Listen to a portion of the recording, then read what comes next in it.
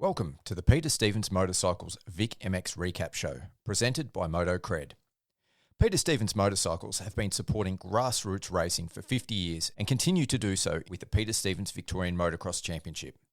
Peter Stevens have over 6 locations with Ringwood and Dandenong in the southeast of Melbourne, Geelong and Adelaide, along with the new stores. PS are now in Perth and Western Sydney. Stocking all major apparel and parts brands, manufacturers and more, Peter Stevens, everything for the ride. Presented by MotoCred, MotoCred have over 600 products to suit your bike, from tools, stands, foot pegs, levers, and everything else to bling out your dirt bike. To view the range, visit www.motocred.com.au. My name's Cooper Danaher, and you're listening to the Peter Stevens Vic MX Recap Show.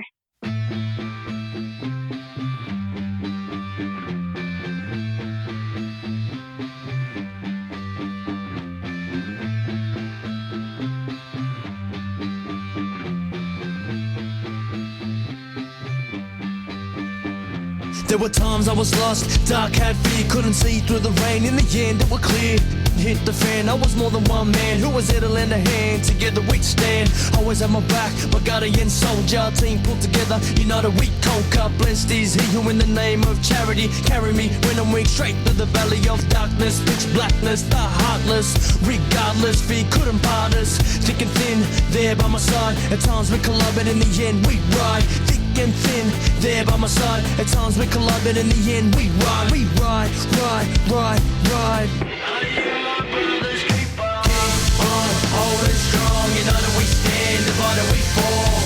Together we belong. I am my brother's keeper. Keep on holding strong. United we stand, divided we fall. Together we belong. I am my brother's keeper. I am my brother's keeper. I am my brother's keeper. Welcome back, Moto fans, to the Peter Stevens Vic MX Show for round 1 of the Senior Championship, which just took place at Wonthaggi, presented by MotoCred. On behalf of Mental for Moto, I'm your host, Pete Wolf. We've got a fantastic show lined up for you today. First off, I have the voice of Victorian motocross on the line, Kenny Watts, to discuss some of the key talking points from the weekend. Then we'll be catching up with 4 of the riders who competed over the weekend. The reigning ProMX MX1 champion, Cole Webster, MX2 local boy, Baylin Townsend, vet racer Brad Mass, and the winner of the MX2 C-grade class at round 1, Ryder Nicol. But first off, let's talk about the event. Kenny, welcome to the podcast. Welcome back on board for 2025. It's a long time coming and keen as after a great weekend's racing. It's good. Yeah, we definitely kicked some goals last year, and I think after round 1, we're starting off where we finished up last year. It's off to a cracking start already. Yeah, you're not wrong. Good numbers at our Vic titles, with the reason being at Wonthaggi, obviously, but yeah, some good racing. It gives our riders a look at where they sit in the overall scheme of things for some of those that want to go further, and shows the others whether they're right to start racing in this time of the year in the heat that was provided. So I think it was a good event. So we're going to change the format up for this show a little bit and just cover some of the key talking points rather than break down the result of every class. And I think to kick things off, one of the key talking points for round 1 was obviously the fact that we had a lot of the best racers from all over Australia come down to compete in the Victorian Championship, which was pretty awesome, wasn't it? Yeah, that's right. Riders from Western Australia, South Australia, Tasmania, Queensland, Northern Territory, and New South Wales. So every state had a representative there, 1 or 2 or 3 or some in cases a lot more. So it was really good. Yeah, it was fantastic, and like you said, it gave our riders down here a chance to line up on the gate with, riders that they see on TV. Yeah, even just being sitting in the pits with them is pretty cool. But yeah, they're human, and it was all good. It was a great weekend. Oh, definitely. How good was it to turn up and see like trucks and semis, and it made it look like a full ProMX, didn't it? Mate, with the amount of riders, we probably had more riders at our Vic title than when you would at a ProMX. So, with the ProMX having 4 or 5 classes of 40, they're around a 200 odd riders maximum. Yep. And yeah, we had over that, so it was good for us because without the little 85 invitation and the inclusion of the MX3 class this year, it was good numbers. So one of the main things that occurred last year with our tracks, especially during the senior championship, was a lot of them got rutted up. And I thought Portland, which was round 1 last year, was ruddy and rough. But Yes. this year, I think we've beaten that and exponentially. It was probably the roughest track that I've ever seen, and talking to some of the riders, they were even saying, these are the ProMX guys, it was the roughest track they've ever ridden, especially on the Sunday. So, what did you think? Yeah, so I spoke to a couple on the Saturday, and they said it wasn't as deep ripped on the Saturday, so it went a little bit harder, but it also started getting braking bumps and things that don't usually form in there. So It sort of provided a totally different track on the Saturday, and we ran that all-power class that gave them an opportunity to have a ride on the track on the Saturday, and then out come the rippers and excess water, and we had a little bit of rain on Saturday night, and they were all saying, it was ripped deep for Sunday, and very technical track, so good. It was a totally different track for both days. Like on the Saturday, like you said, it wasn't ripped as deep, so it had that hard base. It got very square edgy, sort of really inconsistent, skatey in places, rutty in others. And then on Sunday, after they ripped it, it was like Wonthaggi of days of old. It was like really, really deep everywhere. And the wind and everything just played a major factor on the Saturday, and was it 40 degrees or something like that? It was pretty damn close. It must have been at the track itself. So that dried the track out a lot quicker. And the boys done an awesome job keeping, the dust to a minimum and just they were on hoses all day. So they done a great job. Considering the weather and the wind, it only sort of got dusty for that final moto, and it was only in a few sections too, so it wasn't too bad at all, and like you said, I think they absolutely nailed it with the prep. Not that I would have wanted to be out there on Sunday with my level of racing, but it's good with us having it over 2 days and the all powers racing on the Saturday and the women's and that, and then the all riders getting the opportunity to race again on the Sunday. It give them that probably a true indication of how it could confront them in round 1 of the ProMX, which is over a 2-day event. So yes.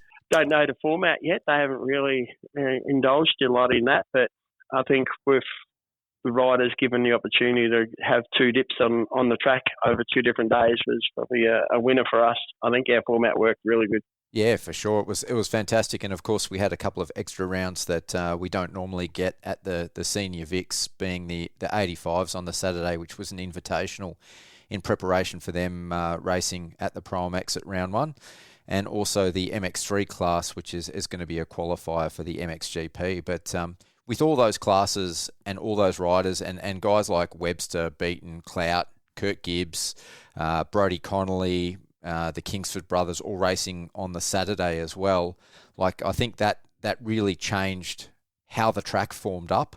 And it definitely, like you said, it gave all the other riders and all the other classes an opportunity to get a sense of what a track is going to be like once it's at a national level event and of that caliber. Yeah, 100%. And even Zach Watson, from far north Queensland, making the venture down. He was probably the furthest traveller that's not sort of based in this area at the moment. We've got riders from Western Australia over here at the minute, just taking advantage of some pre-season training and things like that. Yep. And the boys from the Northern Territory, but he's just actually made that trip down just for this weekend. Yeah. It's around pretty good too, young fella. He's on the verge of a pro ride, I reckon. Yes, yeah, definitely. Yeah. I think he's got to be the top spot for a factory ride when one presents itself. That's for sure. Was he on the Triumph this weekend? Yeah, and I actually interviewed him after a race and was getting a bit of a lowdown on his prep for the season, and he was the one that spilled the beans about the Triumph. I didn't even pick it. There was not a hint of anything on that bike. The plastics were bare as, and sticky. I think he's keeping all these good stuff for the round 1. So you couldn't tell. I thought it was a Husky. Yeah. plastics and black plastics, that's it. So. The reason I asked was because I knew the team was moving to Triumph this year, but like you said, it was a completely plain white bike with some sticky tape numbers, so I didn't actually think about it, yeah. Yeah, I didn't know either. So that was, it was cool. And he was getting around pretty good on it too. So that was just his practice bike that he was down here on. So as far as the results over the weekend go in those top classes, it was kind of like what we would have expected with Webster beaten, Gibbsy. They were the podium getters on the Sunday in the MX1 class. Luke Clout was quick, but just having little things go wrong. He thought he had a flat tyre, so he pulled in, and it was just the power of the Penrite Kawasaki that it was flopping around a bit. He thought it was flat, but it was just there. He wasn't getting any traction at that stage. So. Yeah, he didn't look. He just didn't look comfortable on that bike. So I think they've probably still got a few things to work out.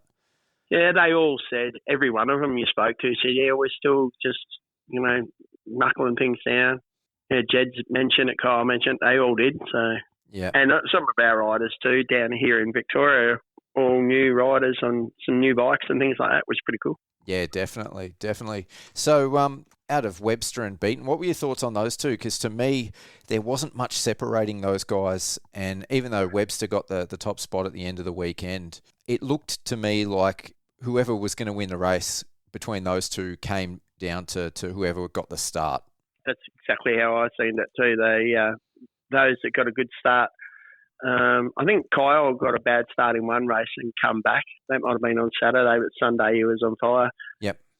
Jed had a whole shot issue. He actually had to pull over and manhandle the whole shot device to get it to release. I saw that, yep. Yeah, and then in coming up along near the end of the race, and there was not a lot separating the two. They second last corner, he came up on a lap rider, and there was only one line, and they were both in it, and they come together, and that affected that last race. But they are both going to give the ProMX some great racing this year. They finished tied last year. So. And in the MX2 class, Brodie Connolly sort of kicked off with dominant form again, as we would have expected. But Ryder Kingsford on the Yamaloob Yamaha, I think he's definitely picked it up a notch this year. Yeah, and like he covered that injury at the end of the Supercross, so he's got that all under control now and looked good on the weekend. So just good for him. Known the young fella a long time, back when he was racing 85 small wheels, so which is not that long ago really when you look about it. But yeah, they was pretty cool. Alex Larwood sneaking in for third. He had a mixed bag on the Sunday, but had one bad race and. They're all looking really good, but I'm not sure if they're going to have anything for Brodie Connolly. I think time's going to tell. Yeah, and he's just this new bike that he said that they're still doing some tuning on that to get that going. But the Yuriv Konski bikes all seem to be pretty dominant out there. Yeah, in all classes they were. Yeah, for sure. Before we move on to the MX3 class, Seth Birchall, who tied with Alex Larwood in points on the Sunday in the MX2 A grade class, so he's just come up from MX3, and he's being supported by WBR in his ride again, which is awesome to see because he wasn't sure if he was going to be racing this year. So he's kicked off his year well, stepping up to the senior ranks. Yeah, so him and Alex tied. The third, so come down to the last race results. So shows you that he's not far off it, and I don't think they've had a lot of time with the bikes and that, because I think it was a late decision that I think it's Bulk Nutrients, the tricky Yamaha, have picked him up in a little package they've got going at the moment. Yep. So there's a couple other riders in it too, so that's pretty cool. Good for them, and Whitten Brothers support a lot of riders in the sport, don't they? Yeah, they definitely do. So I think the reigning MX1 Victorian champion, Bryce Ognenis, is he on that team as well? Yeah, I've seen a photo that are lined up at the beach. Must have been done, I'm not sure, to be honest, what day they done it. Might have been at a testing day, but there's the beach in the background. The three of them, Bryce there, with running the number one for Victoria, which is good reward because he had a good season last year, so... The bike looked on point like Ferdic, and the sticker kit was good. He's actually running stickers that actually promotes the sponsor and the bike, and even his gear looked really good on the weekend, running that number one, which is good. And reward for effort. He had a good season last year. Oh, it did. And it looks to me like he's improved as well. He's obviously been putting in some work during the off-season. He was having some good duels with Zach Watson. So yeah. I mean, and occasionally if Gibbsy or Cloudy made a mistake, he was there with them too. So yeah, and they're solid top 10 guys in the ProMX. So I think if Ognenis can get up to that level consistently, he might give some of those guys fits, that's for sure. You know, he's a builder, so he's at work Monday to Friday and just does what he may have one day off a week for training or an afternoon or something. But he looks fit, looks good. Yep. And hopefully, we wish him all the best this year and at the Vics again, and also representing us when he goes away racing. So. No, for sure. I know he's been holding out for an opportunity like this to get a bit of support for quite a few years. So it's awesome to see him, have some backing. In the MX2 class, it was also good to see Joel Milesevic back. He's been away for a few years. He did one round last year, which was the last round of the Vic Championship. But from what I understand, he was aiming to do the whole championship this year. So it's good to see him back on the two-stroke. Yeah, it's strange because he's on the 252 straight.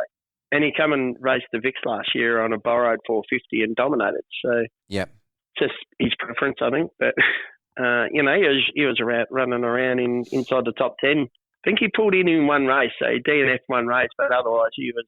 He had a big crash in, I think it was the last race on the Sunday, and he hit the deck pretty hard. I actually saw that. It was in the last left-hand turn, which I've heard aptly called the corner of death a few times because I was calling it Siberia because when they went into the Bermuda Triangle, they went missing. Riders would go through into that area and then not come out for a bit. So well, I've never seen braking bumps in that area form up quite the way they did on the Sunday. They were like 3 foot high. They were seriously like Supercross whoops, and he just got huckabucked in there and then came down real hard. And you could see when he sort of got to his hands and knees, he was obviously pretty winded. He landed flat on his back. So hopefully he's not too banged up. So hopefully he does do the Vics and put a season together because it's been a long time since he's been able to do it. So be good if he does do the Vics all year and just continues to build where he started, which is pretty cool. Yeah, for sure. So one of the things we spoke about in the preview show for the season, which we released last week, was some of the junior riders stepping up to the senior ranks. So one of those riders did really well. He obviously went from A grade as a junior back to B grade now that he's a senior. But that was Seb Bartlett. Yeah, he won everything. Yeah, he won everything. Yeah, mate, he looks pretty strong, doesn't he? Yeah, looked really good. Seb was one that just through an unlucky injury at the wrong time affected his season, but he's come out and he'll put his best foot forward, which is a long leg. Yeah, big boy. So he's huge. Yep. Yeah. So he won the B grade All Powers on Saturday, and then won the B grade MX2 class for Just Bikes on Sunday. So yeah. And he didn't have it easy. A couple of those races, he got bad starts and had to come from behind and still managed to fight his way to the front. So I think he's going to do really well this year, and I think he's set himself up to be a bit of an early favourite. Yeah, no, he's a good kid, and if you can always ask what if, but I reckon if he didn't have that unlucky injury, he would have been that podium rider that would have been given the invitation to go straight to A. So. Yep, for sure. Took it on board and knows that he's just got to stay on the bike, finish every race, and he'll be up there straight away. It won't take him long. Yeah, another rider that we're going to have on the podcast a little bit later for a chat, who also stepped up to the senior ranks this year, Ryder Nicol. Yeah, he podiumed the C-grade junior lights class last year, and he's now up to seniors racing the MX2 C-grade class, and he took that out on the weekend. He looks like he has improved heaps since last year. I've seen him race out at Warrnambool at the start of the year at the Shipwreck Open, and he dominated that too. So if there's a betting agency, we can sneak a couple of dollars in on him before anyone finds out how good he is. We could make some money out of him this year. He's definitely a good rider.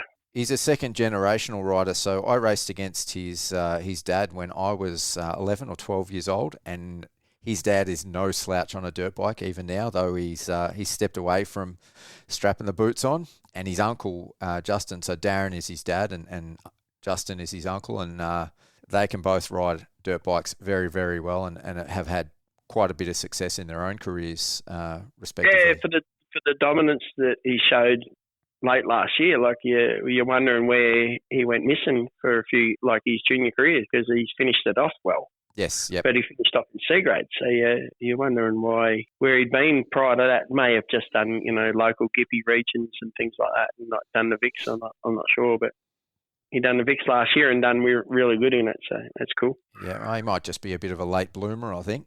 Definitely looked a lot stronger on the bike, and he's growing into it. I think talking to his dad, he's been doing a bit of off-bike training, which is obviously helping a lot too. Yeah, it would be one to watch for sure. In the women's class, Charlie Cannon came down to pay us a visit and race the Victorian Championship. She did, as you would expect, also on the Honda, another Honda performer. But yeah, some of our local women did really well as well. We had Maddie Healy, so she's back from a very injury-stricken year last year. She's on the road back. Yep. Expect her to get a lot better because she had a shoulder operation and they actually cut into her bicep. So they had to cut her bicep to access the injury part of her shoulder, and that's been a slow rebuild. So talking to her dad on that, and with every week she's getting a little bit stronger and a little bit better. So she's still not 100%, but she's back out there and building on what she can. She's doing it as with the support of a few businesses around. She's not actually under a team or anything like that this year. She's doing her own thing, and I think it's going to be a focus on Hatter and Fink again. Yeah, it's fantastic to see her back on the bike, and she might not be 100%, but she survived what was a very, very brutal track on the weekend. So, she's definitely well on the way there. Which is good. And young Emily Lambert from South Australia, so she came over and raced and took out the junior girls class. She lives over there. Yeah, but she's been a Horsham club member since she was on the 65. So, Horsham's claiming her. I was about to say. Yeah, South Australia get her under a residential clause, but she's been a club member of our club for back maybe a 50. Yep. Yeah, so right along, they've been a club member of Horsham, so we're saying she's Victorian. She's actually been named as the first reserve for the Oceania Women's Cup at Wonthaggi, so that's pretty cool for Emily. Yeah, especially because she's only 16, so great opportunity for such a young rider. Did you see her get the whole shot and lead the B-grade boys for a while on Sunday? Yeah, she led them for about 3 or 4 laps and actually pulled away from the whole pack. That was super impressive. And she's just stepped up to the 250 4-stroke 2, so she's been a 2-stroke girl right through until this year, basically. Yeah. She might have had a ride last year somewhere, but she was racing at 150. This is her first 4-stroke attempt, and got the whole shot. There's nothing of her though. So no, she's going to do well this season, and I'm looking forward to seeing her both at the senior Vics and the ProMX to see what she can do this year. 100%. Yeah, she's a really good rider. So no, it was awesome to see how many riders were in the MXW class as well. It was a really, really strong field. Last year we didn't have that many, and I think we probably had double the number this year. Yeah, and the clubman class was the one that really stood out. Like, that the expert women, if they're an A grade or B grade senior rider, they race in the expert class, and the clubman's is equivalent of our C grade here in Victoria. Yeah, there was good numbers there. So some new faces that I hadn't seen and names that I have never called before. So yeah, same. We had one rider there, Madison Bird. She's been away and has 3 kids, and she came back racing and put on a great performance on the weekend, number 15. Yep, unreal. Which is cool. All right, so one of the big talking points for the weekend was the MX3 class. Now, we don't normally have the MX3 class at the Senior Vics, but they were there, and they were there in droves. Yeah, that was so cool. As soon as we got the invitation to look at presenting a team for Darwin. We looked at the guidelines that they'd recommended. Like, they didn't force you to do it, but they, offered it to us to use our state titles to show and give them the opportunity to do it. So, yeah, we got the exemption initially, and then with a lot of other states, I think, probably looking at how we got around doing it, MA have come out and given it across Australia new clause that they can run at state and open and things like that. So, which is really good for the sport. In the right environment, I think MX3 is great. Yeah. Like, with this reason we're running it is perfect. Well, we had some really strong numbers. We had to run 2 qualifying groups and then narrow them down to an A group and a B group for the races. So that was really, really good. Yeah, and the kids that didn't qualify, they were still given 3 races themselves, and they all stayed there and raced all day too. So in that hot day on Saturday, which shows that they were keen to have a ride at the track, and they're unable to get a good lap time together in practice, but they've gone, well, we're here to get track time, so let's make sure we do all our races. So that was cool. Yeah. But a star-started qualifying group, wasn't it? It definitely was. I mean, and we sort of already mentioned him before, but Cade Kingsford, he was good on the Yamaha, but he has stepped it up on now that he's moved across and he's under the Honda pit.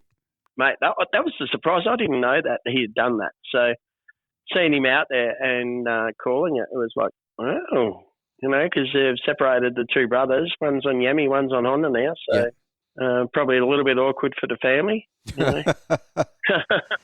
As we tried to have only red bikes in my van, so if somebody wanted to come with us, they towed the trailer along for them. But it'd be interesting.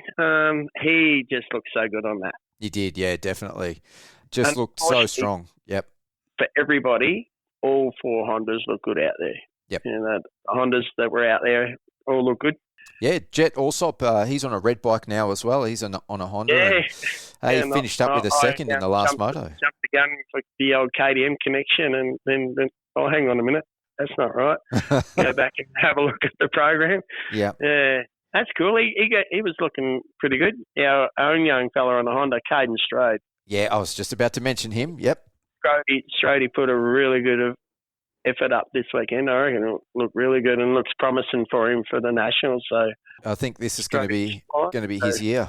Well, I think so. I think he's got to do it this year. And I was talking to his dad. He's working a couple of days during the week, make him still earn that living, not a living, but make him earn the what is the word I'm looking for? Something about that it doesn't come for free. So go out there and make sure you're earning a living, and at the same time they're helping him with his racing. So not just going to let him sit at home and do nothing all week. So they can't be on a bike every day or at the gym every day. There's always them rest days. So them rest days, he's making him go to work a couple of days a week just to keep things real, I suppose. Yeah. That's what I'm looking for. Yeah. Well, I know he's been putting in a lot of work in the off-season. He trains at John Parks, and he's also been doing stuff with the Beaton's Pro Formula group. So I think he's going to come into this season very strong. Yeah, and he had a good year last year. It's just a few little issues here and there, but if they can get over the top of them. But he did look really good. And there was a few others there too, the Vic boys that impressed. Yeah, Baylin Townsend, who the home track, but hopefully that's not just that, because he looked really good on the weekend too, Baylin. So if he can not only put it together there, but away at the other tracks when he goes off travelling the Nationals and things like that.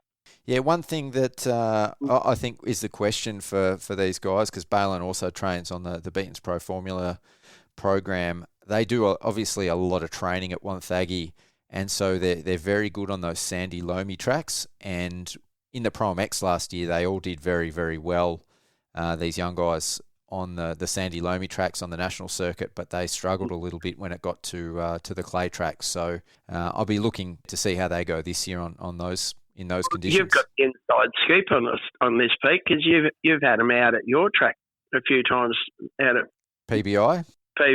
So What I've never been there. What's the terrain of PBIs? Is it hard pack, a bit of sand, or? It's a clay track. Yep. Yeah. Yep. Well, you've got some info on that. Yeah. On the guys. They've been doing a bit of riding out there, so they might have something up their sleeve a little bit once they hit the ProMX scene this year. Yeah. No, that's cool. Yeah, definitely. But it just makes it better for our Vic boys and girls. So. Yeah. Jesse Kolb, he's another one of our local boys who did really well stepping up. He raced the MX3 and then on Sunday stepped up to the MX2 because he's a senior rider now. Yep. And how was his whole shot in the last race? Yeah, that's a pretty cool shot. I heard that Dad's going to get that blown up and put in the Pool man room? cave. Why wouldn't you? Yeah. It took me a while to get used to the new number, and that's across the board with a lot of riders, new numbers and new grading and things like that. So when I worked out what he was riding, bike 149, I think 145. 145.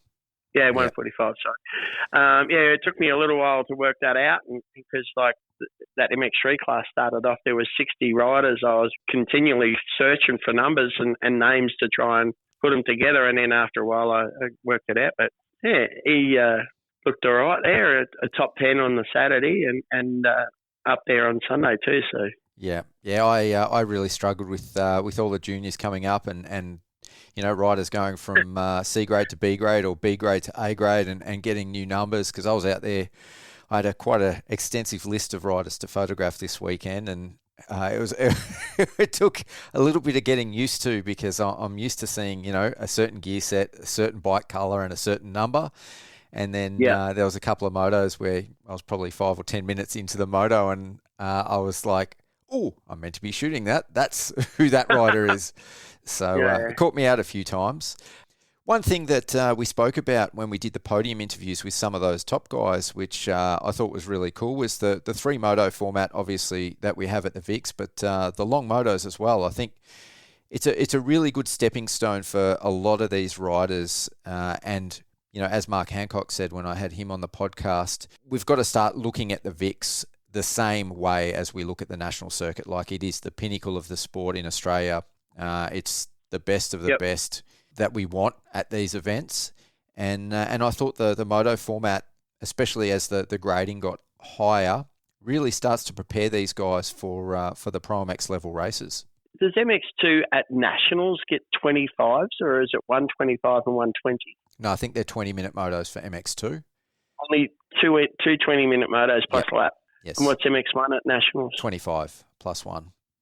So you come to the VIX and do 318s, roughly 60 minutes of racing, to the 50 at MX1 and 45 odd in MX2. Yeah, it's a good way to train them up, isn't it? Give them actually more racing for the day, but not as longer races. So they can, instead of getting tired and blown out and doing too longer races, these a little bit shorter times, the 18 minutes for our A grades, and a lap is perfect because it could end up being closer to the 20-minute before the last lap board comes out anyway, depending on the time going past the finish line.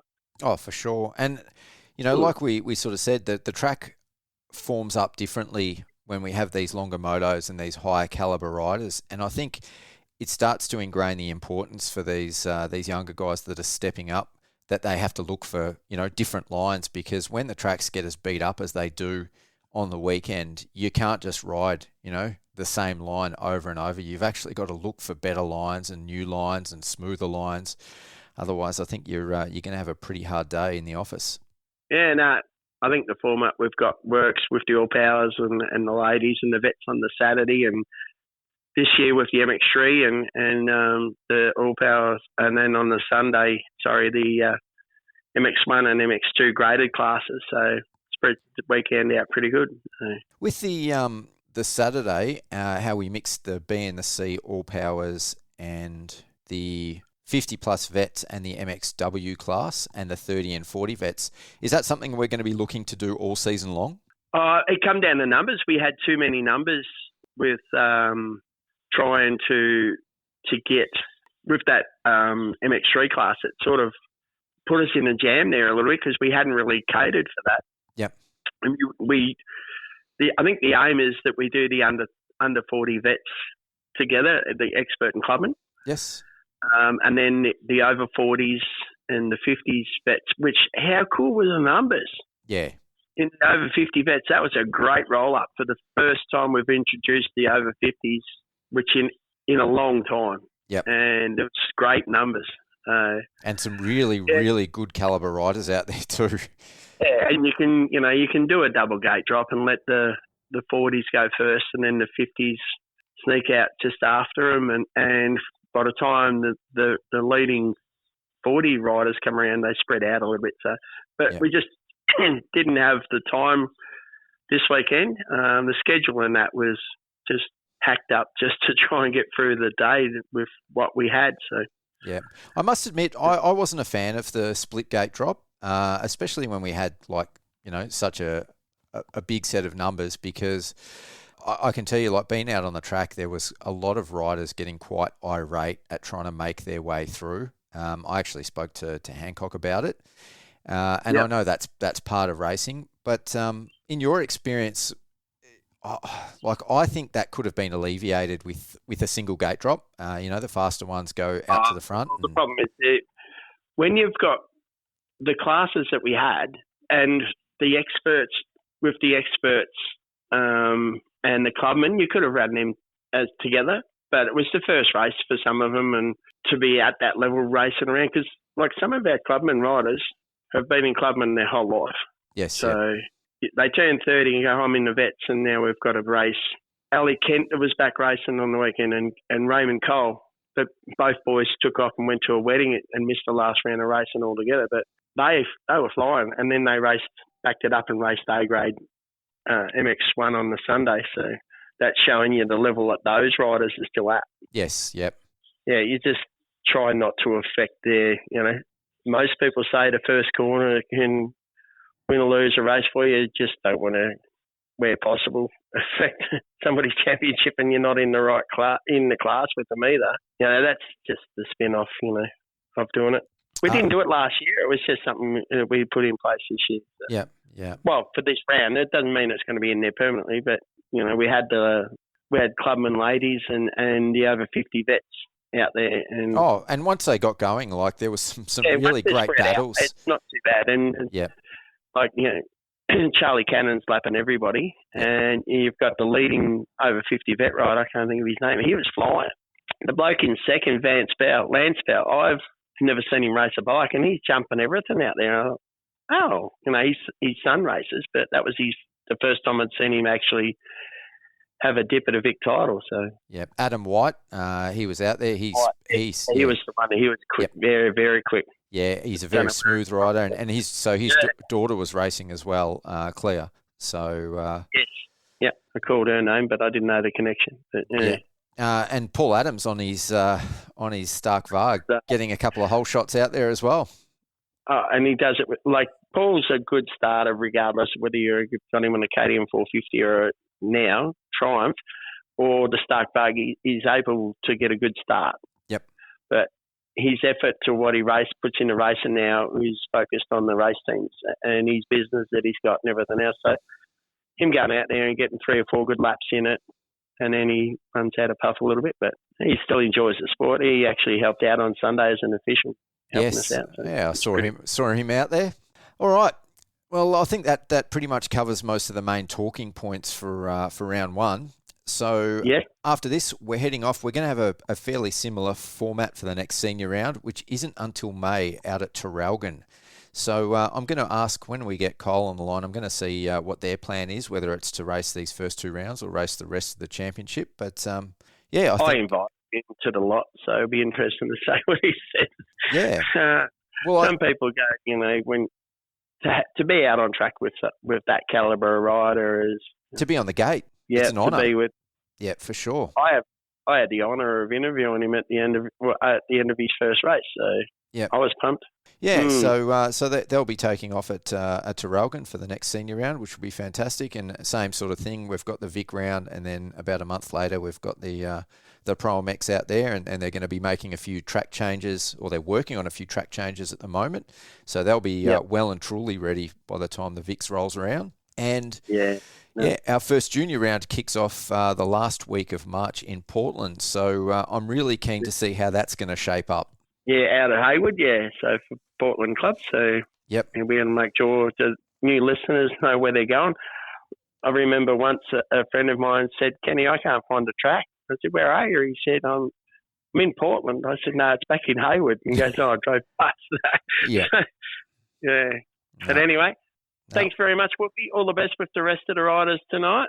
And hopefully when the podcast comes out, I don't sound like a nutter, and we have a great season. You always sound like a nutter, Kenny, but that's why we love you. Oh, thanks very much. I love you too, Whoopi. Thanks, Kenny. We'll chat soon. Okay, see ya. All right, our rider on the line now is Ryder Nicol. How you going, Ryder? How's it going? Oh, good. Yourself? Yeah, pretty good, pretty good. Have you recovered from the weekend yet? Still a bit hurt here and there, but all about racing. It is, mate. It was pretty brutal, though. It was a brutal track, and it was pretty hot. You did the MX2 C grade class on the Sunday, and it was still pretty hot on the Sunday. How'd you sort of find the day?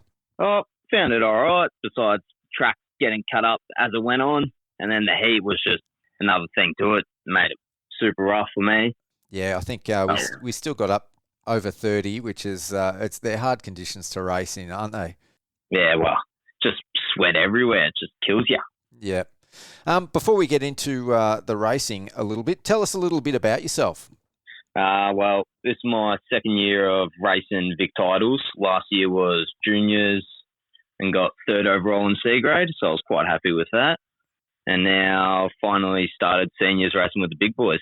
So what's your sort of background in racing? Where did you start riding? And have you raced regional series before? No, never raced regionals, just little club events and practicing. Yeah. So whereabouts are you from? Gilside, south. Oh, yep. So out of eastern suburbs. Yeah. Yep. So, what's your home track and where do you ride the most? Mainly Rosebud, I would say the most, because that's probably closest. Yep. So you're a fan of the sand? Yeah, love it. And I know you've got a bit of a racing pedigree because I raced against your dad, Darren, when we were like 10, 11, 12 years old out at Hallam, and I think your uncle Justin both raced at a pretty high level. Have you sort of been riding dirt bikes since you were really young, and were you influenced by those guys? Yeah, well, I've been riding ever since I was young, and my dad, my uncle, and my pop have helped me all the way till now to get where I'm at. So what was your first bike? Did you start on a Pee-wee? Yeah, Pee-wee. Yeah. Honda. Oh, nice. Yeah, and do you ever still ride with those guys? Yeah, when I can, really. Yeah. Who's quicker? That's other commitment. Oh, I'll never answer that question. I'm assuming that they're still quicker than you then. Well, you can't give it to your uncle or your dad or me. I'd rather put us all at the same level instead of judging. Yeah, yep. That's very cool, mate. You're obviously all pretty competitive with each other, though. Yeah, very. Yeah. So is your ambition to take the sport further and make it up to the pro level? Yeah, well, I'd like to try my best to get there. Yep. See how it goes, though. Yeah. Well, you raced for the Better by Dirt team last year. So what's your setup for this year? For bike-wise? Yeah, bike-wise and sponsors and... well, got ASG Performance, Cruise Tune and Ringmaster Graphics. So they've got me with the start off for this season, and I'm quite happy with how everything's looking. Yeah. So what bike are you riding? 2024 CRF 250. And you're obviously liking the Honda? Yeah, I'm loving it. Yeah. First bike, 250, ever since that. What were you on last year? You were on a Husky last year? I was on a 2021 twin pipe to a 250 Honda. Oh, you're on a Honda. But you had the white plastics on it, didn't you? Yeah, I had two bikes then. Yeah, they're all Hondas. All right, so we'll move on to the weekend at Wonthaggi. What were your thoughts of the event? How many riders we had there and the track? Oh, I loved how the weekend went. It was big grid. Everyone had a good grid, and everyone around was just great. Yep. And what about the track, the way it formed up? Was it sort of the roughest track you've ever ridden? Yeah, it was a really big surprise to me because I've never been, I reckon, never been on a track like that. Being your first year of seniors, like the track definitely forms up differently when you've got a couple of hundred big bikes out there. Big difference, because I missed the last Wonthaggi race there for juniors. Yep. And then coming into seniors, I didn't know what it would be like. Well, it was very, very much a pro-level national-spec track, the way it was ripped, the way it formed up, especially with guys like Kyle Webster and Jed Beaton and Brodie Connolly and all that out there. How did you sort of find that? You've only just stepped up from juniors this year. Like, do you like the ruts? Do you like those techie sort of conditions? Yeah, it just gives me just something to figure out. Well, a bit more technical. Yeah, go out there, give it a crack. Yep. So you don't think about it too much. You sort of just go out there and suss it out as you go. Yeah, well, pretty much practice is for looking, seeing how it is, and then first race, it's on. In terms of the conditioning out there, like how did you go? It was obviously hot. The track was super demanding. They're going to have been longer motos than you've done before. Did you find it difficult physically? Yeah, a little bit more difficult near the ends of the race, like the last couple laps. I could really feel it. Then, like at the start, I was just pacing and felt real good until last lap forward, I'd be dying. Yeah, did you pump up at all? Because that was sort of a common theme from the weekend. Yeah, the first race pumped up reasonably hard, and then as the day goes on, it kind of tones down a little. So it's still bad, but not as it was. Yeah, well, I was talking with Kenny earlier, and we both noticed that you've made some big improvements to your riding from last year. What have you been doing in the off season? Just been going to a track every weekend, trying to make the most. So just putting in motos? Yeah, just motos, bit of bush riding here and there. Just gives me another skill. Yeah, for sure. And do you do much training off the bike? Yeah, heaps. Yeah, gym 5 times, a lot of football training, and then a couple runs during the week. So you stay pretty active? Yeah, trying to. And so I sort of touched on it before, but what are your long-term goals in the sport? Have you given that much thought, like what you want to achieve and, where you want to take it, future races that you might want to do? Yeah, well, I'd like to try and do I think it's Oz Open. I'd like to get there, but I'm not sure how I'm looking because it's only my second year. I just want to give it a bit of time, but try and make the most while I can, so might as well give it a crack. No, mate, well, you're only, how old are you, 18? 17. 17. Well, you got plenty of time ahead of you, that's for sure. All right, well, I really appreciate you coming on, for a chat onto the podcast. Before I let you go, is there anyone that you'd like to thank who helps you with your program? I'd like to thank you, Pete. ASG, Cruise Tune, Ringmaster, my mum and dad especially. Is there any way before I let you go that we can coerce your dad to get back on a bike and do some racing? That could be possible for a vet race here and there. Could try and get Bosun back here. Yeah, I'd love to. Love to see them ride again. You should hop out. Oh, I still race, mate, but I'm not on. Oh. I'm not on his level, mate. Your dad would have me covered. He'd probably lap me on the second lap, I think. Doesn't hurt to give it a shot, though. Nah, for sure. Well, thanks heaps for coming on, and I look forward to seeing you at round 2 out at Traralgon. Anytime. We'll see you then. All right, our next guest for this episode is MX3 and MX2 grade racer Baylin Townsend. How you going, Baylin? Yeah, good, thank you. How's it going? Yeah, I'm pretty good, thanks. Before we get started, tell me a little bit about yourself. My name's Baylin. I race around Australia. Not much to it other than that, really. Ride when I can, still at school, so got to sort that out, but yeah. Yeah, so you do the ProMX, the Vics. How long you been racing for? I don't know. I think might be coming up 10 years now. A little bit short. Yeah, but not too far off. Yeah, you grew up around dirt bikes because I know I've seen you out there for quite a few years, and both your brothers, I think one of your brothers still races, Lawson still races, and Everin used to race. So did you all grow up riding and racing together?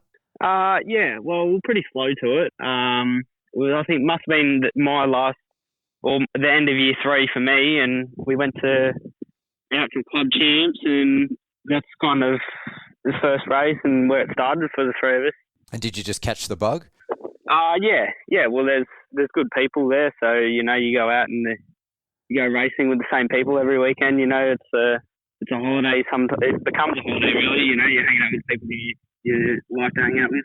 And your dad obviously does a lot. I was going to say a shit ton, but there's probably kids listen to this. But yeah, your dad does a lot out at Wonthaggi.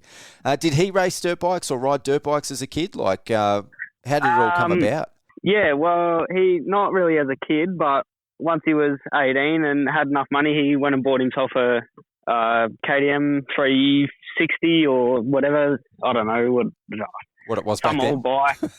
Yeah, and got involved, went off road riding, out in the bush, and joined the DMCC club, and went group rides and out bush. I don't know, enjoying himself with mates. And you guys live directly across the road from the track. Did he live there then, like at that time? Yeah. So he used to live down the road, and like now we live up the road. Our nan still lives down the road, and he's had this track in our paddock for 30 years. So he's been in it for a while and he loves it. Yeah. So is that sort of where you practice midweek as well? Yeah, we practice where we can, but that's normally where it falls. Here, Wonthaggi, and then a few other places. Even like PBI and other private tracks. Yeah.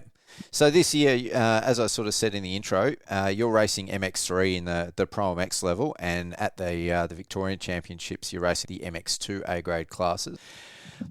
Tell me a little bit about your weekend and how it all went.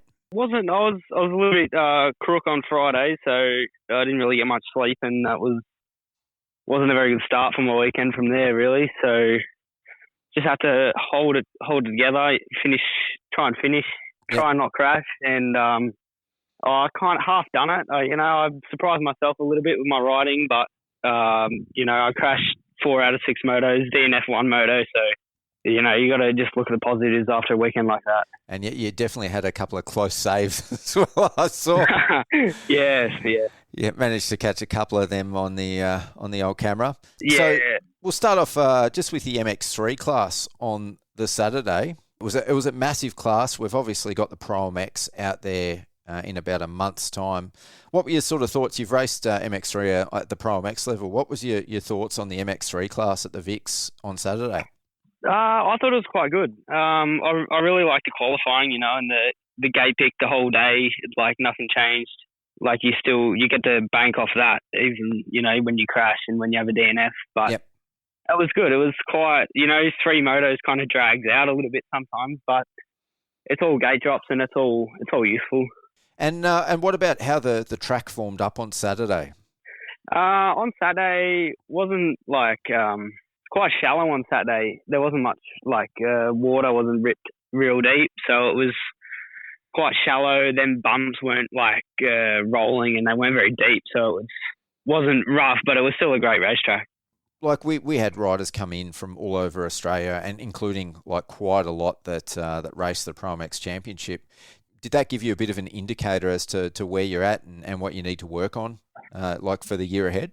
Yeah, definitely. Being fortunate to train with the Beatons, so they got quite a crew with them now. It used to just be me and Kingsford from MX3, but now there's a few more.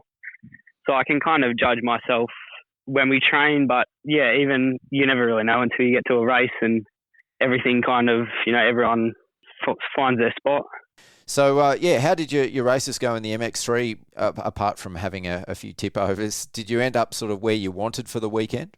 Yeah, I reckon it probably was, yeah. Them first few guys, they're obviously going to be the contenders in that MX3 for the championship, and then, to battle for that, 6th, 5th spot was pretty good, but, there's going to be more people for the Nationals, so you kind of got to wait for that. And so what would your goals be for the Nationals in the MX3 class? I'd like to get some top 10s, I reckon. I think I could do that quite consistently and then try and push closer, when you get a good start or something happens, you get the good opportunity to hold on and finish and score a good result. And will this be your final year in the MX3 class? I age out at the end of this year. Yeah. So will you be looking to use the qualifying class as hopefully as a chance to qualify for the MXGP? We just got to see, like it's in September. You got to weigh in Supercross. Like if you want to do that, it's like a couple of weeks or a week before the first round of Supercross. So you don't really want to be doing that, but it just depends where we're at. Yeah. So you're potentially going to race Supercross this year? Yeah. Well, we've got to. I've done like 3.5 laps of the Supercross track, maybe. So you can't say you're going to race now, and you've only done a handful of laps. Yeah. So yeah. 3.5 laps, mate. That's a Supercross veteran. Yeah, pretty close, just about. All right. So you're also racing the MX2 A grade class for the Victorian Championship. What's your goal there? And how does that sort of differ from racing the younger crew in the MX3 class? Not all that much, like them top guys they're heaps faster. So you only really get to see them for the first 3-4 corners, if you get a good start, that is. But it's not all that different really. You still got the same. There was most of the guys that were in front of me on Saturday were still in front of me on Sunday. So you still got the same people to chase down. So yeah. And on Sunday, I was out on the track taking photos. To me, that definitely looked like one of the roughest Wonthagis that I've ever seen. Have you ever ridden it or raced it quite like that? I don't know. The Nationals get pretty rough, but it was wet, so there was some weird bumps forming, and they were really deep. So it was quite fun. I reckon it was a nice track. I don't know about nice, but it was technical and it was fun. Yeah, I don't know about funny. Physically, it was obviously pretty brutal, and we've already spoken about the hot temperatures. What did you do in between the motos to recover and cool yourself down and slow your heart rate down? Was hugging a fan, I told you that before, and then just like water and, Zupa-Dupas, whatever, to cool down, staying in the shade. But I was a little bit under the weather, so I wasn't trying to do too much at all other than that, like when you come in. Yeah. What's your plan now? We've obviously got Traralgon next, and there's another ProMX round out there, and we've got the ProMX out at Wonthaggi. Sort of what's next on the cards for you? Are you just going to keep training and try get fitter? And have you got any races between now and then? Oh, I don't really think so. I don't know. I don't take it weekend by weekend really, but just working towards being the best at Wonthaggi, like the best I can be. All right. Well, before I let you go, is there anyone that you'd like to thank? My mum and dad, I wouldn't be doing none of it without them. And Ryan, he's one of my dad's mates. He's big chop out on the bikes. And then everyone else, Fox has helped me out this year, so that's pretty cool. And then Marriott's, O'Donnell's, all them other guys that help out. Oh, fantastic. Well, I really appreciate you coming on the show, Baylin, and I look forward to catching you out at Wonthaggi for the ProMX in a few weeks' time. Yeah, sounds good. Thank you. All right, our next rider on the line is the reigning ProMX MX1 champ, Kyle Webster. How you going, Kyle? Hey, good, thanks. How are you? Yeah, I'm good, thank you, mate. I'm very well. Have you recovered from the weekend yet? Yeah, all back to normal now. I think like we're just saying, the heat played a pretty big part in it on the weekend. So I guess as living in Victoria, you don't get days like that too often. Yeah, I believe you had a little bit of time off too, and that was your first race back. Is that right? Yeah. So since the WSX in Perth at the end of last year, I took a little bit of time off, went home, just I guess normal downtime, off season sort of stuff, and then got back into it when I got back here at the start of January, and that was our first gate drop for the season. Yeah, well, you you definitely went straight into the deep end, the way that track formed up and the level of competition. How are you feeling now that you're back on the bike? Yeah, good actually. I think it took a few weeks, obviously, like I said, after having a bit of time off, and just I guess they say sometimes like what you have off takes twice as long to get back. So, but it's all good. Like you have that that pre-season, I guess, for that. So we've done a fair few laps at Wonthaggi this year, and don't get me wrong, it hasn't been like that so far. But I think it was a good lead into the Nationals, and I actually felt really good on the weekend. No, for sure. So tell me a little bit about your weekend and how it went. Yeah, it was good. It was, first of all, it was really good just to work with the team again. I think after the break and everything, it's always just good to get back together. And I have a new mechanic this year, Declan. So it was just really good to, I guess, kick things off with all of them and work together and have the truck there and everyone back at the races. Obviously not Wilson, as he's still recovering, but yeah, for the rest of the team, it was really cool. And the racing was solid. Having Jed, Kirk, and Cloudy there on the weekend, and I guess like not quite full length races, but close to, was nice as well. And the track was, like we were just saying, was gnarly. It was that sort of hot, hard pack, edgy on the Saturday, and then just deep, real wet Sunday, and it just turned into something else. So it was a good weekend overall. Great for working on stuff with the bike and good races, and close racing with Jed. So it was overall it was really good. Yeah, as far as the track went, I was surprised at how different it was both days. It was definitely a lot shallower and sort of had a hard base on Saturday, and as you mentioned, it got it was pretty wet and deep on the Sunday. Did you have a preference as to how the track shaped up, like in terms of your own riding, and did you find sort of either day challenging? Yeah, I mean, both days are challenging in their own ways. Like when that track's deep, heavy, where it gets super rough, big bumps and long ruts and whatnot. So it's a tough track. And then on Saturday, when it's a little bit more, I guess, hard pack and harder, it's more sort of edgy. It actually gets like those proper hard pack bumps. So it was like two totally separate tracks. It's really cool, I guess. And I think that's one of the cool things that they can do there, especially like Ross and Townsend knowing that joint so well. Whether it's going to be 40 degrees or 12 degrees, they seem to be able to really pull it together, you know what I mean? And with it being that hot on the weekend, to run a 2-day event and to get the track that wet and good for Sunday, it's pretty hard normally. How did that go for setting up the bike? Like, I would imagine, because a lot of the time you guys will run paddles out at Wonthaggi, but that wouldn't have really suited Saturday. How did you sort of go setting the bike up for the two different sets of conditions? Honestly, we didn't change too much suspension-wise, and I did actually run the paddle both days. Oh, wow, yep. We run the paddle there till it's near on concrete, so it's just one of those tracks, like if the start's deep, you need it, and it's got those softer spots around there that the paddle does make quite a difference. You just got to be a little more careful in other areas. But yeah, no, the bike was good. It was just more about, I guess, trying different things because we were able to on the day, but I think for the most part, our base was really solid.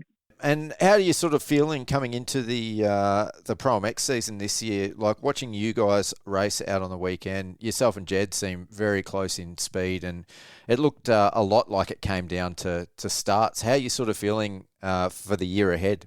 Yeah, I'm feeling good. I mean, it's always hard to say until you get the first one out of the way or whatever it is. I mean, it's the same every single year. You do all the work now. You do the laps, and I guess you really see after the first race. But I think the preseason so far has been really, really solid with the Beaton's crew and everyone at the track's been onto it. So it's so far it's been a really good preseason, and all my off bike stuff with John Park has been on. So it's I mean, everything's trending in the right direction, I suppose. So it just comes down to race day. Yeah.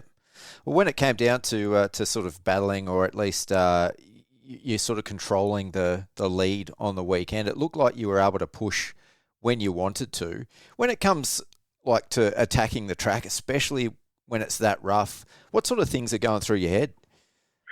Honestly, like on the weekend, it was more about just be careful because, like as we know, Wonthaggi can catch people out really, really easily, and especially when it's that rough. And there's obviously a very different caliber level of riders that are racing on the weekend. The track definitely forms up different to what it does at a practice day or a national. So I think it's just important at like a Vic's or at some of those races to just do the laps and race, but just stay within your means, if you know what I mean.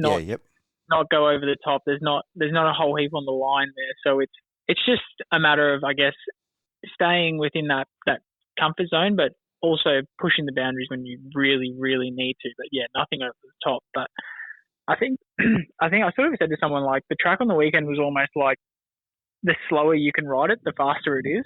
Oh wow, yep.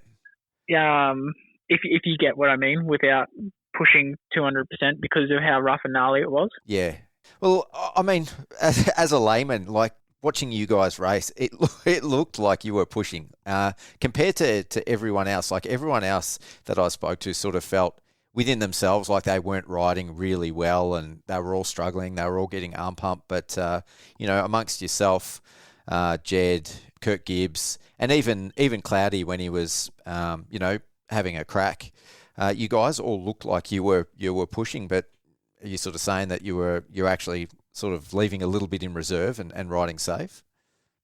Yeah, I would say so. I mean, the first few laps, obviously, when everyone's real close together, you got to give it a good go. But it's just one of those things. Like, what we do often say, like, I think Wonthaggi's one of those tracks where if you do try and ride it super hard, it normally can bite you. So yeah, it's a track all about it's all about flow, really. I mean, if you can find a good flow around there, you'll get around fast and with way less effort than if you're pushing super hard and riding it really, really aggressive and, you're fighting the track.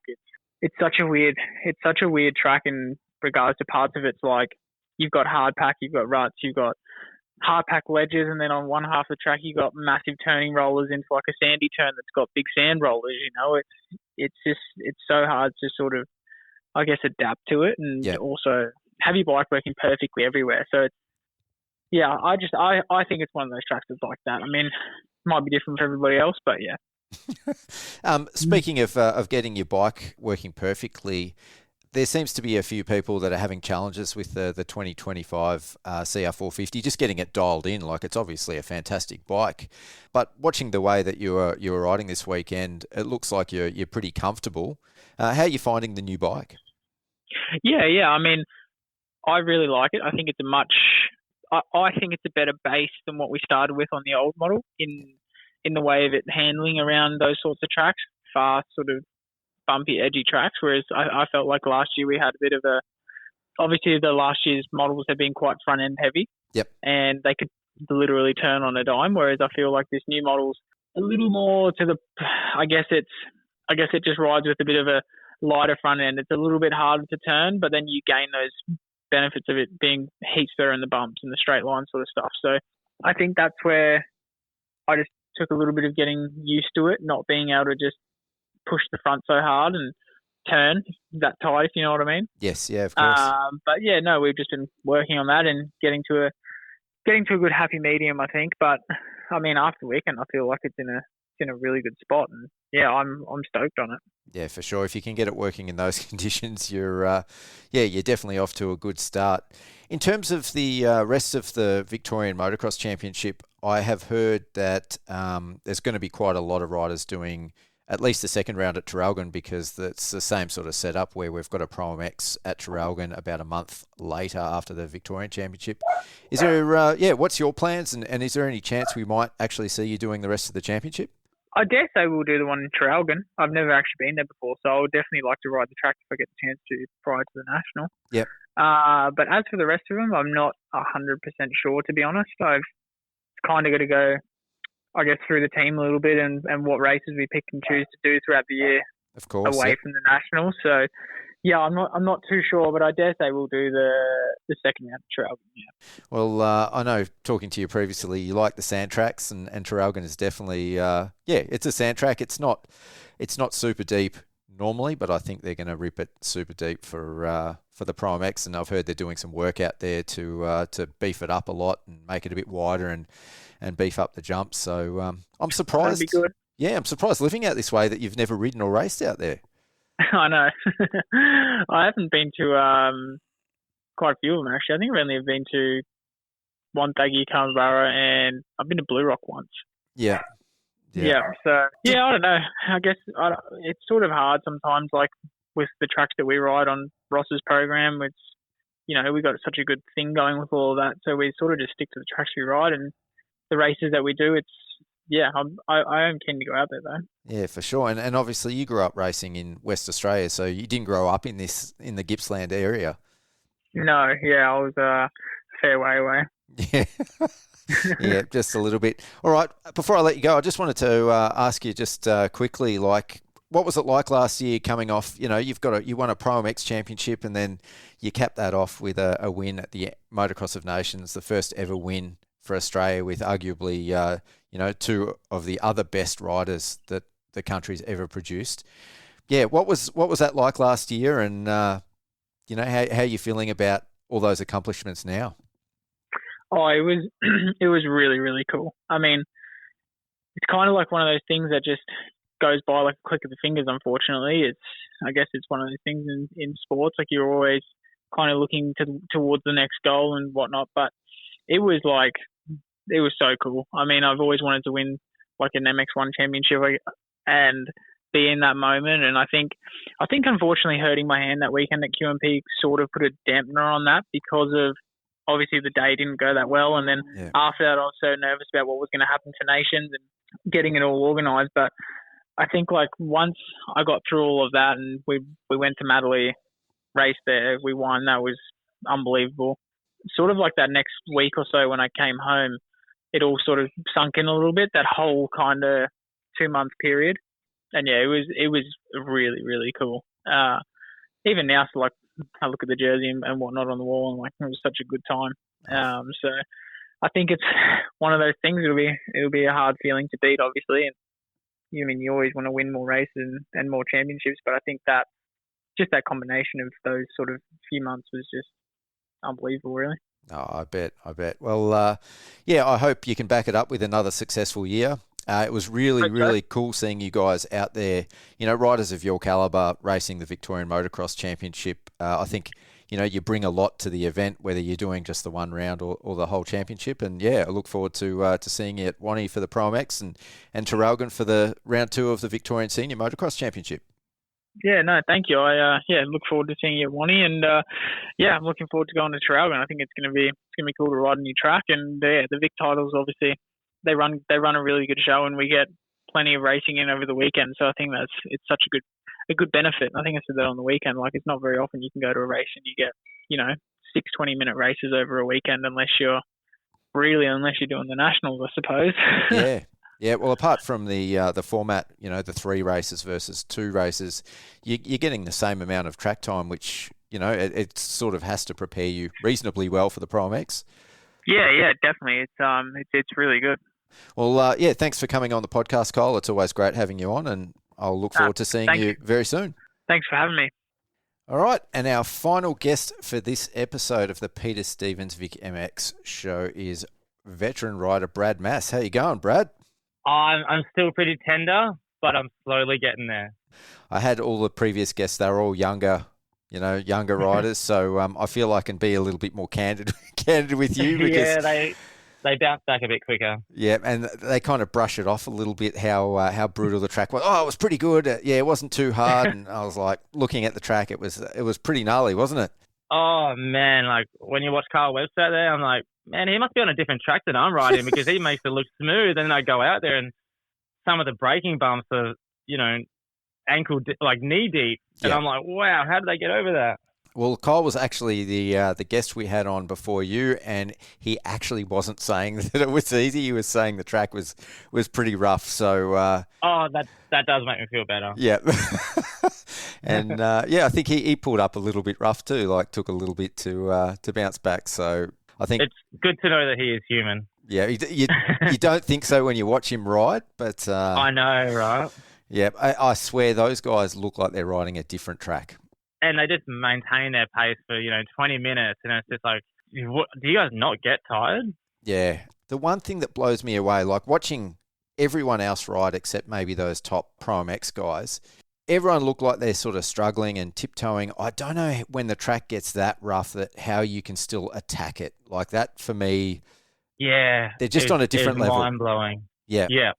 Well, that's why they're level they are, and we're having fun, I guess. That's it. They do it all day, every day, and yeah. they're the pros. That's it. Well, that's a nice little intro to the Brad Mass interview. So, tell us a little bit about yourself, Brad. Yeah, so I'm racing the Vets class and the MX1 B grade. Originally, I'm a BMX rider, freestyle and stuff. I took a couple of spills in New Zealand a couple of years ago, and it basically, ruined my shoulders. And I didn't live close enough to the hills for mountain bike, so I got into motocross basically for the suspension under me. And once I started racing, I was hooked. Yep. So how long you been racing for? This would be my third season, I believe, third or fourth season. I don't think I could have done it when I was younger because I didn't really have the discipline. Yep. Whereas when I'm older, I'm a bit more mature, and I'm loving it. I'm loving every weekend, sleeping in the van, just doing all that stuff. Been at the track all the time. I love it. It's so much fun. It can be stressful. Definitely eat your pockets away. Yeah. But I think that's kind of one of the things that makes you love it. So coming from a push bike background, like, how did you actually start in like motocross and off-road dirt bikes? Like, how did that come about? I just wanted to do it. Like, being from BMX, I kind of had a base already, and I just went down to Burners one day actually to look at a Suzuki, and the guy was like, "Oh, I've got this Kawasaki. That's probably a little bit better bike, a little bit more expensive." And I just said, "Okay, sweet, I'll get that." Yep. And then basically just started talking to some people, some Googling, and found some tracks to ride, and started riding Park 4 and Ride Park and that kind of stuff. And I mean, this is how new I was. At the time, my bike had SPMX stickers on it. Yep. I didn't even know what that was. So I just Googled it and called Steve and said, "Hey, like, what do I do with my bike?" Pretty much. Yeah. Oh, it blows me away that you've only been riding for 3 years, especially at how quickly you've progressed. I did grow up on a farm. So, I kind of rode bikes younger, and then mountain bikes here and there, and BMX. I kind of had the base already, so that helped a lot. That was probably my saviour, really. So that first year that you raced, what did you do? Because I think you did some rounds of the Vics that first year, didn't you? I did a couple of Vics. I did. I think I did the AMX Open the first year. Oh, that's right. Yes. And that was pretty much my first real race. And wow, I was probably in over my head. Yep. But it was a good time.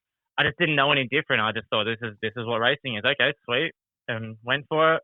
And then I did a couple of Gippies, a couple of Vic titles as well, just in the C grade. I ended up going pretty good after a while.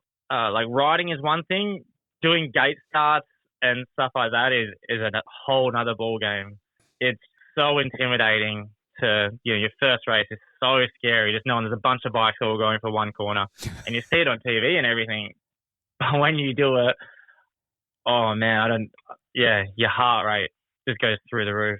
Yeah, it doesn't do it justice until you're actually sitting on the line and your handlebars are like 100 mil away from the bike next to you, especially when you're racing 450s. Yep. And I mean, like, I know a few people and myself as well. Like, you're so nervous that you just chirping like a little bird, just blah blah blah, just talking anything, just because you're so nervous about what's about to happen.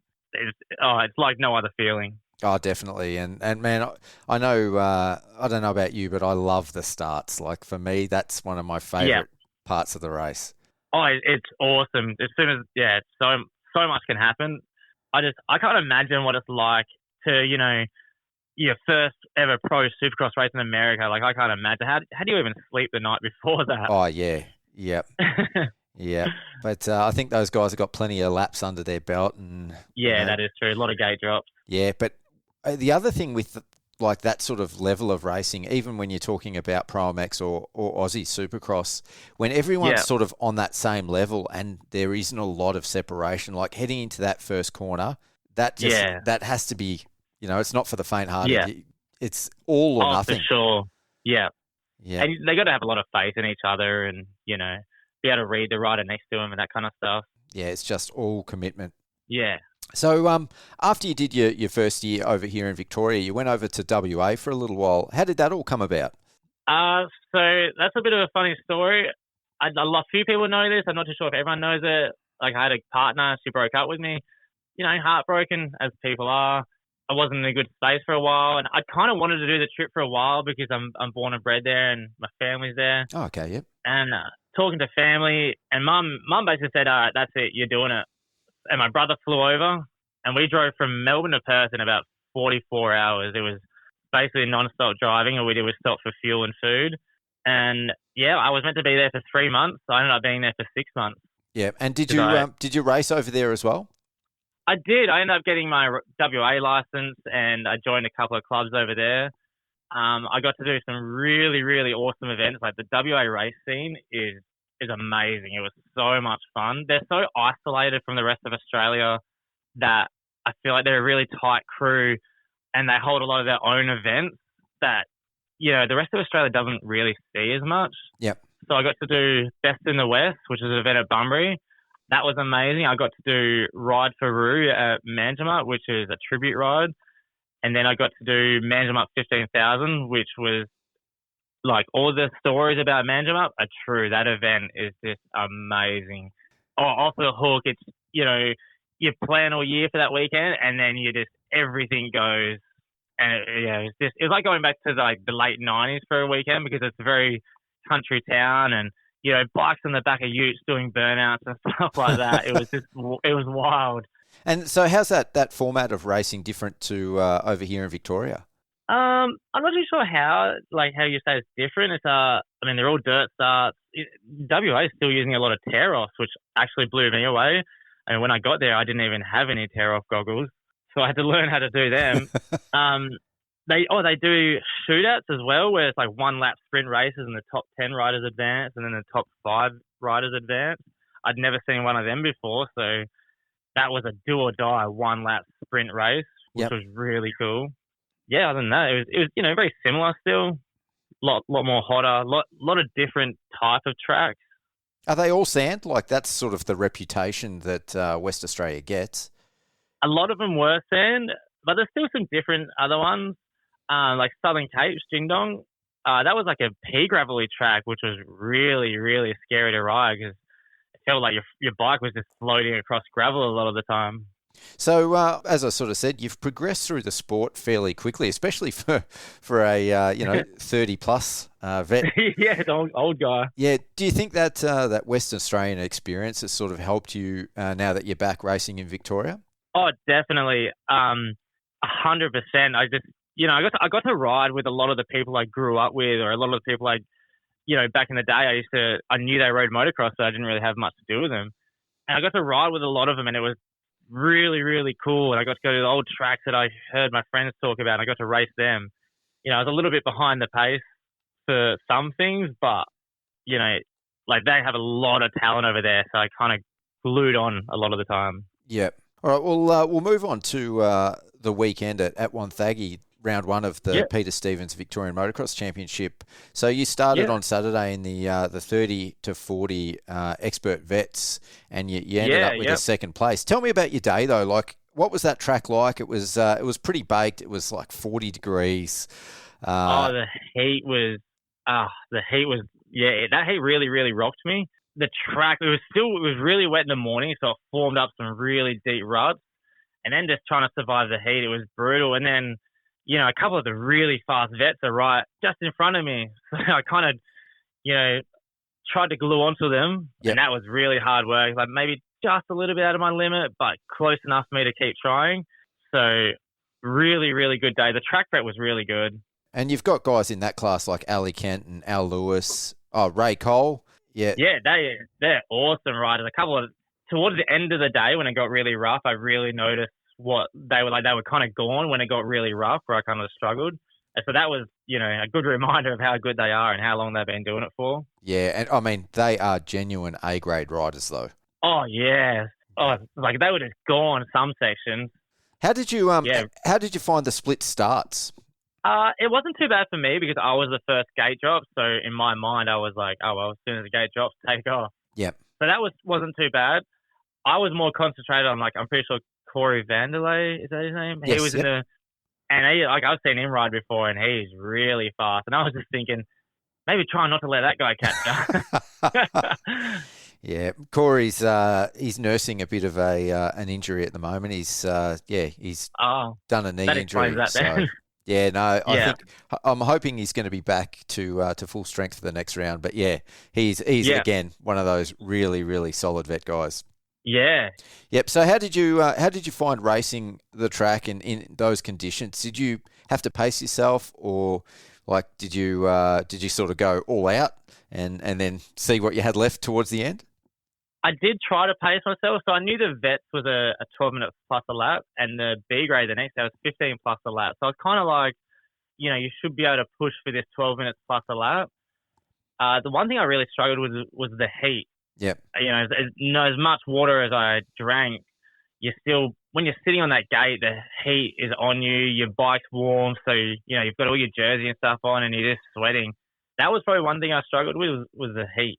Even though I'm from WA, Victorian heat is different and it rocked me. Yeah. So what did you do in between the rounds? I asked Baylin Townsend, he was on a bit earlier, and he said he hugged a fan and sucked down some super dupers. What did you sort of do in between the races to recover? I just tried to drink a lot of water, electrolytes, tried to sit in the shade. I tried to, like, being a bit older and stuff like that, I tried to stretch and use the foam roller and keep your body, you know, limber, like warm. Yeah. Instead of starting to stiffen up and then walking around like a robot. Yeah. Yeah. Well, I didn't even ride. I walked about 35 Ks over the 2 days, and I can tell you now, by the time I got home on Sunday afternoon, I was not limber. Yeah, just, you know, you even see all the people, all the flaggers, they're just out there in the constant sun, like they can't get a shade break for a little bit. And, you know, the amount of water you go through. Yeah, it was crazy. It was definitely tough. So then on Sunday, you raced the MX1 B grade class, and you had some solid results on Sunday as well. But the track was super different, wasn't it? Oh, that was such a gnarly track. I reckon that was probably the gnarliest I've ever ridden it. Yep. It was so deep. By the time we finished our practice to run our first race, you know, foot pegs are scraping the ground. The ruts were that deep. I actually had one section where I hit a wet section and my bike stopped and my body didn't, and I went straight over the handlebars. But I mean, it was pretty funny. Luckily, the dirt was really soft still, and I got back up. Yeah, and you watch those pro guys again, and you're like, man, how are they going through so fast? They don't slow down. That's the crazy thing. Yeah. I did hear a few people say they thought the track might have been a bit too wet and a bit too deep, but you know, with the heat predicted, I don't think they have any other choice. Like, I think the track prep was really good. Lots of lines. Did get rough towards the end of the day, but that just makes you a better rider, and we're all riding the same track, so it's fair. Yeah, 100%. And like even by the end of the day, the track had dried out a lot. There was a few puffs of dust, you know, here and there. And look, at the end of the day, they still had the water. I'm sort of pretty critical sometimes of over prep that happens at sort of club and regional levels. But at this stage, we're racing the Victorian Championship. It's sort of, you know, even Mark Hancock, who's the race director at ProMX and the clerk of the course on the weekend at Wonthaggi, he sees the Vics as being the pinnacle of the sport like at an equal level with the ProMX. So these are the sorts of tracks that we should be racing. Yeah, that's it. I mean, and if people do want to progress, that's the tracks they're going to have to ride. And even with the length of the motos, like I was talking to Kyle earlier, and so they do 225 minutes plus a lap at the ProMX, and you know they're doing 3 18-minute motos plus a lap here, so it's pretty similar. Yeah, I think it's pretty good. I think the length of the motos was good. You know, they're a little bit shorter for B grade and then a little bit shorter for C grade again. Last year you had, or even early this year, you had a run of some bad luck. You had a bike stolen and then a van stolen.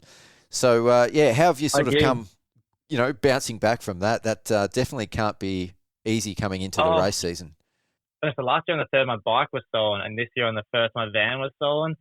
Like, anyone that's had anything, you know, like that stolen, it's a pretty brutal feeling. At one point, I just said, you know what, I'm done with moto. Moto's so hard. It's so expensive. Without someone else stealing your stuff, I was like, I don't want to ride anymore. I don't want to. It's too hard. Yeah.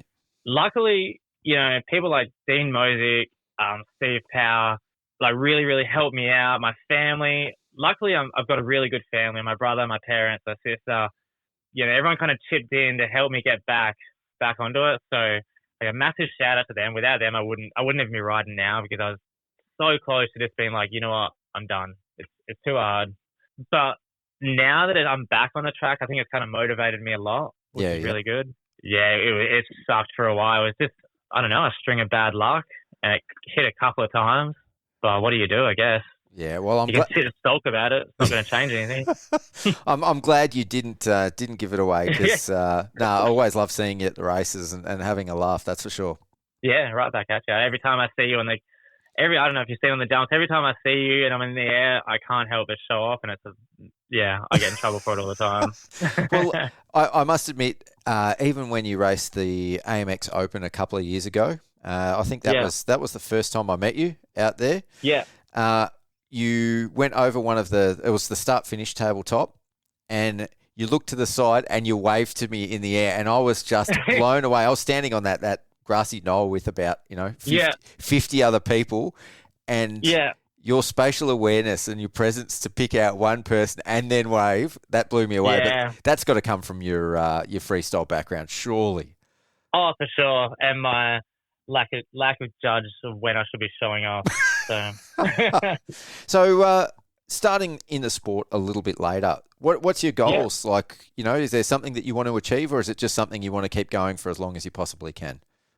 I think I just want to keep going and be healthy and uninjured for as long as I can. Like, I'm not looking to make a pro or make a career. I missed that boat. Just to be safe and be healthy, have a really good outlet, do as many events as I can. Like, I'd like to go to the national vets this year and manage them up again, and just use it to travel and meet people. Yep. I mean, it's why I go to work, to buy my moto stuff. That's it's a reason to live. Yeah, that's it. I mean, it's an outlet, really. Yeah. Yep. So we're going to see you at the rest of the Victorian Championship rounds? I think so, definitely. I may have to miss one if I get to go to Manjimup, but I'm hoping I can time it to haul ass back across the country and make it. Well, the way you're going, there could be a podium or even a championship there for you. Yeah, well, I'm blown away by the results. I couldn't believe it. Still a little bit blown away.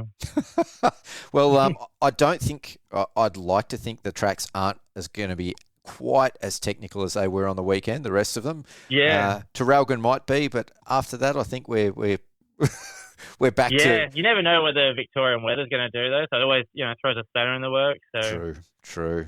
I think you raced Colac a couple of years ago. That got pretty solid and heavy, didn't it? Oh. Yeah, that was probably the wettest one I've done in a while. Yeah, I saw photos of that. Yeah. That was that had to be one of the deepest tracks I've ever seen. Yeah, that was like no goggles style, that one. Well, it's been great having you on the podcast for a chat, Brad. And I look forward to seeing you at the rest of the rounds. And good luck with the rest of the championship. Excellent. Thanks so much for having me. And that just about brings us to the end of this episode of the Peter Stevens Vic MX show, presented by Moto Cred for round one of the Senior Victorian Motocross Championship. Before we wrap up, I wanted to give a massive shout out and thank you to both the Wonthaggi Club, Chris Townsend and the crew out there, as well as the MVMX committee for putting on an awesome round. Of course, our next round, as we mentioned earlier, is going to be the first round of the Junior Victorian Championship, which takes place at Portland on the 29th and 30th of March. So, really looking forward to that one. Big thanks to Peter Stevens and Moto Cred for, of course, coming on and backing this podcast, as well as our guests tonight, Cole Webster, Ryder Nicol, Baylin Townsend and Brad Mass, and, of course, Kenny Watts for coming on to co-host to cover all the key talking points from round one. On behalf of Mental for Moto, I've been your host, Pete Wolf. Until next time, see ya.